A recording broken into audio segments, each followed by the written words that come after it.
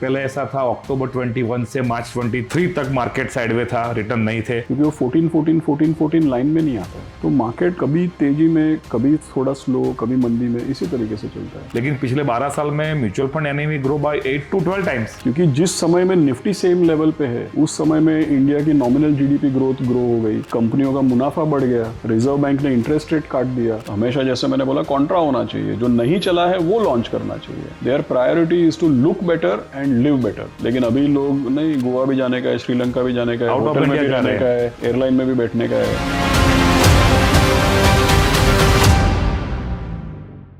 So hello friends, आज हमारे साथ आशीष सर है, Ashish Somaiya sir, White Oak mutual fund के सीईओ। तो हम अभी करंट मार्केट के बारे में बात करेंगे। तो वेलकम यू सर। सर अभी पिछले 18 मंथ से मार्केट नहीं चला है। पहले ऐसा था अक्टूबर 21 से मार्च 23 तक मार्केट साइडवे था, रिटर्न नहीं थे। फिर मार्च 23 से लेके सितंबर 24 तक मार्केट जबरदस्त रिटर्न बना। Small cap grow by 80%, mid cap 80+, even large cap grow by 50%। और फिर दोबारा सितंबर 24 से लेके मार्च में एक डाउनफॉल आया, फिर थोड़ा रिकवरी हुआ, फिर पिछले एक महीने से डाउनफॉल आया। तो मतलब ये 3 साइकिल हो गई है। तो बहुत सारे इन्वेस्टर का क्वेश्चन है कि पिछले 16 महीने से मार्केट नहीं चला है। तो उनके बारे में जरा एक क्लियर मैसेज बताइए हमारे इन्वेस्टर के लिए। सो मुकेश भाई, जैसा आपने बताया, आई थिंक क्या है कि देखिए, लंबे अरसे में तो मार्केट डबल डिजिट में कंपाउंडिंग किया है। लेकिन ऑब्वियसली स्ट्रेट लाइन में नहीं चलता है। और मार्केट का, जैसे मैं हमेशा बोलता हूँ कि equity returns they are non linear and lumpy. Non linear का क्या मतलब है कि भाई, अगर हम बोलते हैं कि पिछले 32 साल का, जब से लिबरलाइजेशन हुआ तब से 32 साल का कंपाउंडेड रिटर्न समझो 14% है। औसतन हर 5 साल में पैसा डबल होता है। तो औसतन हर 5 साल में क्यों बोलते हैं? क्योंकि वो 14 लाइन में नहीं आता है। तेजी में 3-4 साल में पैसा डबल होता है और खराब समय में 7-8 साल लगता है। तो मार्केट कभी तेजी में, कभी थोड़ा स्लो, कभी मंदी में, इसी तरीके से चलता है। और एक खास बात जो समझने वाली है कि मार्केट तो ऐसे ही चलता है, लेकिन जैसा आपने बहुत इंपॉर्टेंट पॉइंट बताया कि भाई पिछले 17-18 महीने से निफ्टी सेम लेवल पे है। तो अगस्त 2024 में भी 26,000 का हाई क्रॉस किया था, घूम फिर के फिर ये 25-26,000। तो लेकिन 17-18 महीने से जब मार्केट सेम लेवल पे है, तो अपने आप ही मार्केट 15-18% सस्ता हो जाता है।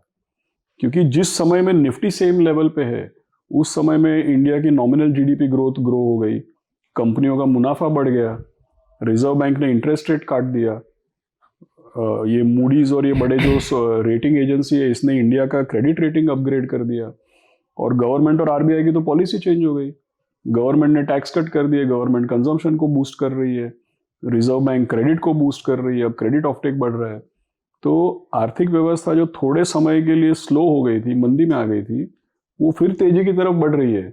और उस पूरे समय के दरमियान इंडेक्स सेम लेवल पे है। तो इंडेक्स जब सेम लेवल पे है, तो अपने आप ही 15-18% सस्ता हो गया। आप फॉरेनर्स के नज़र से देखो तो रुपया भी 8-9% गिर गया।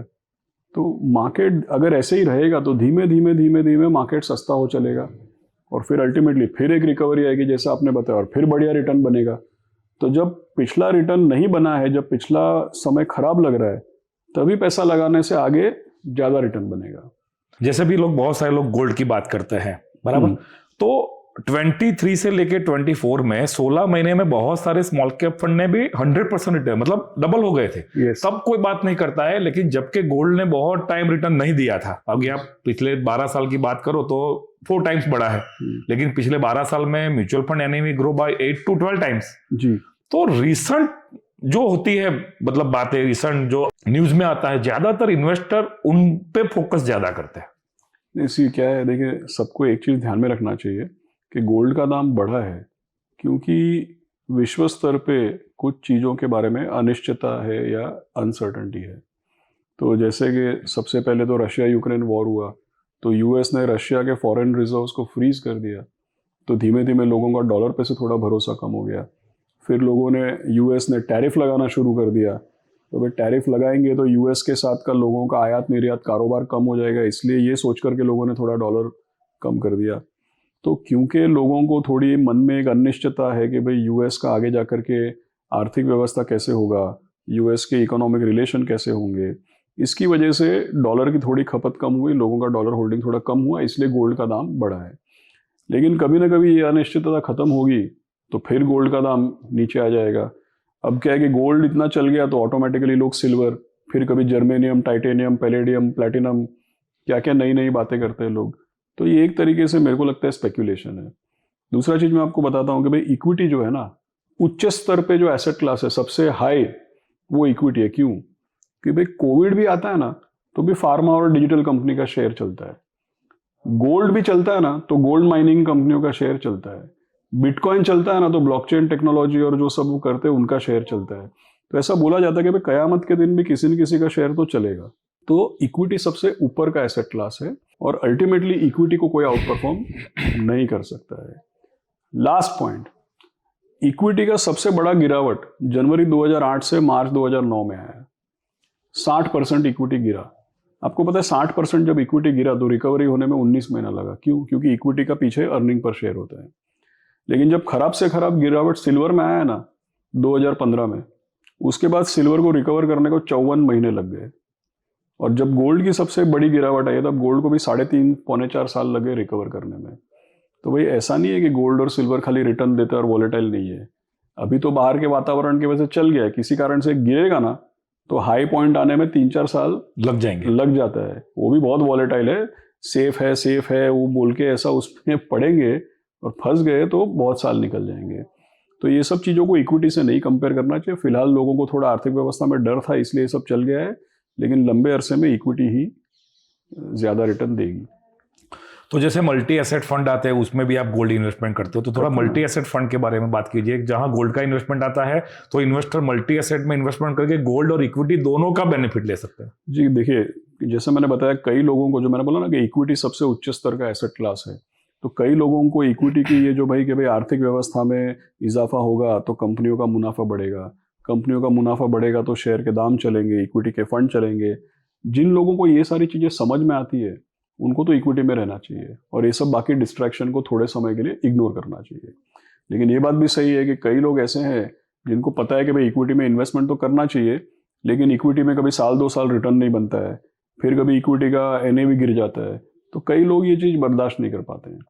तो इक्विटी में रहने के लिए भी, इक्विटी का वोलेटिलिटी कम करने के लिए, उन लोगों को डाइवर्सिफिकेशन करने के लिए फिर ये गोल्ड, डेट, ये सब करना चाहिए।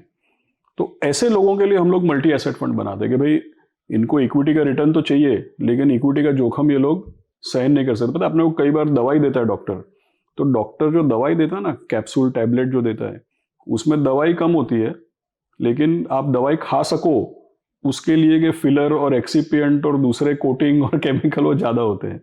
तो दवाई को आप झेल सको उसलिए भी उसमें कुछ चीज़ें मिक्स कर दो। इक्विटी में रिटर्न बनना चाहिए लेकिन इक्विटी की वॉलेटिलिटी आप झेल सको, इसलिए हम लोग मल्टी एसेट में real estate investment trust, infra investment trust, gold, silver, अभी ऑयल फ्यूचर, फिर डेट, ये सब मिश्रण करते हैं। तो ultimately multi asset allocation fund भी इक्विटी में नाप तोल के पार्टिसिपेट करने का बहुत अच्छा जरिया है। और आजकल आप जानते हैं इंटरेस्ट रेट बहुत कम है, फिक्स्ड इनकम में, डिपॉजिट में किसी का रिटर्न नहीं बन रहा है। तो फिक्स्ड इनकम और डिपॉजिट और ये सब से 3-4% ज़्यादा और इक्विटी में निवेश करके इक्विटी का वॉलेटिलिटी कम करो, ये सब हेतु के लिए, ये सब ऑब्जेक्टिव के लिए मल्टी एसेट एलोकेशन फंड सबसे बढ़िया कैटेगरी का फंड है। मतलब कंजर्वेटिव क्लाइंट के लिए एक बहुत अच्छा फंड है। कंजर्वेटिव क्लाइंट के लिए बहुत बढ़िया है। इक्विटी में पार्टिसिपेट करिए लेकिन वॉलेटिलिटी कम रखिए, फिक्स्ड इनकम से थोड़ा ज़्यादा रिटर्न पाइए, ये सब के लिए ये बढ़िया फंड है। सर आज SIP इतनी पॉपुलर हो चुके हैं कि बहुत सारी SIP हो रहे हैं। अभी तो लास्ट डेटा आया 31,000 करोड़ की SIP, लेकिन आप देखो ज्यादातर SIP 5 साल में 100 SIP होती है तो बहुत सारी बंद हो जाती है। और MP का डेटा आया था कि 89% people stop SIP before 5 years ago। अब एक्चुअली SIP का रिटर्न तो अगर 5 साल में अच्छा रिटर्न बन भी जाता है तो इतना कंपाउंडेड नहीं होगा जितना 15-20 साल में होगा। आपके AMC में भी ऐसा होता होगा, बहुत सारी SIP स्टार्ट होते हुए बंद हो जाती है। तो इन्वेस्टर के लिए SIP रिलेटेड एक मैसेज। हमारे यहाँ पे भी लोग SIP रोकते हैं उसको, तो जैसे अगर आप EMI नहीं देंगे तो बैंक वाला कैसे फोन करता है, तो हमारे यहाँ पे भी कोई SIP रोकता है या SIP नहीं देता तो उसको हम फोन करते हैं, भाई तुम्हारे भले के लिए है, क्यों इसको बंद कर रहे हो। तो पहले तो हम फॉलो अप जरूर करते हैं, आपको भी मैसेज आता होगा। दूसरा चीज़ क्या है कि भाई SIP ऐसा जरिया है कि भाई इक्विटी में पार्टिसिपेट करने से रिटर्न बनेगा, लेकिन इक्विटी वॉलेटाइल है, ऊंच नीच होती है, इसलिए बोलते हैं SIP के जरिए करिए। कई लोग ऐसा है कि जब SIP करते हैं ना तो जब वैल्यू ऊपर जाती है तो इनको अच्छा लगता है, जब तक वैल्यू ऊपर जा रही तब तक तो SIP चलने देते हैं, जो ही वैल्यू गिरेगी तो रोकने की बात करते हैं। अरे भाई ऊपर के लेवल में लगाओगे और वैल्यू गिरने पे रोक दोगे तो आपको एवरेज से कम रिटर्न मिलेगा। जो लोग एसआईपी कंटिन्यूस चलाते हैं उनको एवरेज रिटर्न मिलता है, लेकिन एवरेज से ज्यादा रिटर्न किसको मिलता है पता है? जो एसआईपी तो चलने देता है, लेकिन जब भी पिछले एनएवी से 10-12% गिरा तो और इंस्टॉलमेंट डालते हैं, उसको ज्यादा रिटर्न मिलता है। तो एसआईपी तो चलने दीजिए आप, पहली बात। दूसरी बात, अगर ऊपर ही ऊपर में डालेंगे और नीचे गिरने पे रोक देंगे तो आपको मार्केट से भी कम रिटर्न मिलेगा। एसआईपी ठीक चलाएंगे तो मार्केट का एवरेज रिटर्न मिलेगा, लेकिन एसआईपी ठीक चलाने के साथ साथ जितनी बार वैल्यू गिरती है तब 2-4 इंस्टॉलमेंट और डालेंगे तो मार्केट से ज्यादा आपको रिटर्न मिलेगा। तो इसको काफी समझ के करना चाहिए और रोकना नहीं चाहिए। रोकने से नुकसान होता है, एवरेज से कम रिटर्न मिलता है। फायदा कैसे लिया जाए उसको देखना चाहिए। मैंने सर एक फंड का 30 साल का डेटा बनाया, उसको 2 पार्ट में डिवाइड किया मैंने। जब मार्केट ऊपर गया है उसका डेटा अलग बनाया, और जब जब मार्केट गिरा है, फ्लैट रहा है, उसका डेटा बनाया। तो जब जब मार्केट ऊपर गया है उसका रिटर्न था 6 to 7%, और जब मार्केट गिरा था, मतलब आपने एसआईपी किया 30 साल के लिए, हाँ। इसको 2 पार्ट में डिवाइड कर दिया, तो रिटर्न जब जब डाउन हुआ है वहां पैसा लगाया है उसका ही रिटर्न ज्यादा है, और दोनों मिला दिया तब 18% एवरेज आया। तब एवरेज आता है। Yes, absolutely right. अभी सर बहुत सारे एआईएफ की बातें हो रही है, कैटेगरी 1, 2, 3। तो अनलिस्टेड एआईएफ क्या होता है, कैसे काम करता है, और अनलिस्टेड में इन्वेस्टर को एआईएफ में क्यों पैसा इन्वेस्टमेंट करना चाहिए? देखिए, एआईएफ जो जितने आमतौर पे जो लोग इक्विटी में इन्वेस्ट करते हैं वो तो हम लोग लिस्टेड जो एनएसई बीएसई पे लिस्टेड कंपनियां हैं उसमें इन्वेस्ट करते हैं। लेकिन आपने देखा होगा, अभी थोड़े समय में आपने देखा होगा कि जैसे काफ़ी न्यू एज कंपनीज लिस्ट हुई है, तो इसमें बहुत पहले से प्राइवेट इक्विटी या वेंचर फंड ने इन्वेस्ट किया। फिर कंपनियां जब पिछले नीचे के स्तर पे काम कर रही थी तब उन लोगों ने उस कंपनी में इन्वेस्ट किया, और जब कंपनी बड़ी हुई, लिस्टिंग पे आई, तो लिस्टिंग सीधी 50,000 करोड़ 60,000 करोड़ पे हुई। और जिन लोगों ने अनलिस्टेड में या प्राइवेट इक्विटी में इन्वेस्ट किया था उनका बहुत बढ़िया रिटर्न बना। तो आगे जाकर के आप देखेंगे कि भाई ये वेंचर फंड और प्राइवेट इक्विटी फंड्स जो है इसका चलन बढ़ेगा, और अनलिस्टेड जो है उसमें भी निवेश करने से लोगों का रिटर्न बढ़िया आता है और आगे जाकर भी बढ़िया बन सकता है। इनफैक्ट अगर आप अमेरिका देखेंगे तो अमेरिका में तो भाई इस तरीके का मिश्रण है कि लिस्टेड मार्केट का और लिस्टेड फंड्स का रिटर्न कम हो चला है, अनलिस्टेड में रिटर्न ज़्यादा आ रहा है। इंडिया में अभी भी ये सिचुएशन है नहीं, लेकिन आने वाले 10-15 साल में इंडिया में भी ऐसा होगा कि धीमे धीमे लोग ज़्यादा अनलिस्टेड करेंगे। इंस्टीट्यूशंस, एचएनआईज, फैमिली ऑफिसेस भी अनलिस्टेड में करेंगे, तो अनलिस्टेड का चलन बढ़ेगा, तो अनलिस्टेड में रिटर्न ज़्यादा बनेगा और पब्लिक का थोड़ा अल्फा जो है वो प्राइवेट मार्केट में जा सकता है। तो अभी तो इंडिया में पब्लिक मार्केट में बढ़िया रिटर्न बन रहा है, लेकिन जो भी एचएनआईज है, जो भी आगे फ्यूचर की तरफ देख के काम करते हैं, उन लोगों को धीमे धीमे ये अनलिस्टेड और ये सब एआईएफ में काम करना शुरू करना चाहिए, इसको समझना चाहिए। और धीमे धीमे अगर आपका इक्विटी पोर्टफोलियो है तो आपके इक्विटी पोर्टफोलियो का एक छोटा परसेंटेज उसमें डाल के आप स्टार्ट कर सकते हैं। ओके, अभी इन्वेस्टर को पैसा इन्वेस्टमेंट करना है तो कहाँ, कौन सी कैटेगरी में पैसा इन्वेस्ट करना चाहिए एज पर टाइम फ्रेम? सो देखिए मुकेश भाई, जब कैटेगरी की बात होती है तो आमतौर पे लोग ये सोचते हैं कि भाई लार्ज, मिड या स्मॉल किस में करें, या कौन से सेक्टर, कौन से थीमेटिक में करें। तो जैसे पहले हम बात कर रहे थे कि भाई पिछले 1.5 साल में मार्केट में कोई बहुत ज़्यादा मूवमेंट नहीं, इंडेक्स सेम लेवल पे है। और इसमें क्या है कि भाई 1.5 साल पहले कौन से सेक्टर चल रहे थे और आज कौन से सेक्टर चल रहे हैं, उसमें भी काफ़ी फेरबदल हुआ है। मार्केट में रोटेशन होना बहुत नॉर्मल बात है। तो मुझे ऐसा लगता है कि फिलहाल का जो माहौल है इसमें फ्लेक्सी कैप या मल्टी कैप या अपॉर्चुनिस्टिक ऐसा ही करना चाहिए। कोई भी एक पकड़ लोगे, लार्ज, मिड या स्मॉल, ऐसे किसी भी एक मार्केट कैप में अपने आप को सीमित नहीं करना चाहिए, क्योंकि मार्केट में अभी ऐसा कोई ट्रेंड है नहीं और मुझे ऐसा कोई ट्रेंड बनता हुआ नजर आ भी नहीं रहा है। तो as far as large, mid and small is concern, कोई एक को चूज ना करते हुए जो भी फ्लेक्सी कैप, मल्टी कैप या अपॉर्चुनिटीज है उसमें करना चाहिए। रही बात सेक्टर फंड और थीमेटिक फंड की, तो उसमें भी कोई बहुत ज़्यादा ट्रेंड है नहीं। मैं हमेशा लोगों को बोलता हूँ कि सेक्टर फंड, थीमेटिक फंड के बजाय आपको डाइवर्सिफाइड में रहना चाहिए। लेकिन फिर भी हम जानते हैं, आप भी जानते हैं, मैं भी जानता हूँ कि लोगों का एक प्रेफरेंस होता है सेक्टर फंड और थीमेटिक फंड को लेकर के, और आमतौर पे इंडस्ट्री में जितना भी पैसा आता है उसका 35% पैसा तो सेक्टर फंड में जाता ही है। तो मैं हमेशा लोगों को बोलता हूँ कि भाई ये एडवाइस के बावजूद अगर आप सेक्टर फंड या थीमेटिक फंड करना चाहते हैं तो ऐसा वाला पकड़िए जो अब तक नहीं चला है। लोग क्या करते हैं, जो सेक्टर या थीम जो हॉट है बहुत, जैसे 2024 में रेलवे, डिफेंस, पीएसयू, इंफ्रा, 2015 में फार्मा, ऐसा जब आप करते हैं ना तो रिटर्न बनने के बाद लोग पैसा डालते हैं, फिर वहाँ से नुकसान ही होता है। तो सेक्टर फंड और थीमेटिक फंड पकड़ना है तो ऐसा पकड़ो जहाँ पे अभी तक रिटर्न नहीं बना है। तो वो आज के तरह में समझो कंजम्पशन अपॉर्चुनिटीज है, डिजिटल भारत है, इस तरीके के थीम्स पकड़ो। तो या तो डाइवर्सिफाइड फंड में रहो, और अगर सेक्टर या थीम पकड़ना ही है तो ऐसा पकड़ो जो अब तक नहीं चला है। जैसे टेक्नोलॉजी फंड 2 साल से नहीं चला तो अभी इन्वेस्टर बोल रहे टेक्नोलॉजी में से एग्जिट कर ले, ऐसे बोल रहे हैं। एग्जिट नहीं, वो तो देखिए वही होता है, जब लोग थक हार के निकलने का बात करते हैं ना, वहीं से मार्केट टर्न होता है। तो आपने सही पकड़ा कि डिजिटल है जैसा, उसमें करना चाहिए, भागना नहीं चाहिए उससे। ये सब इंपॉर्टेंट है कि भाई आप कॉन्ट्रा रहे थोड़ा।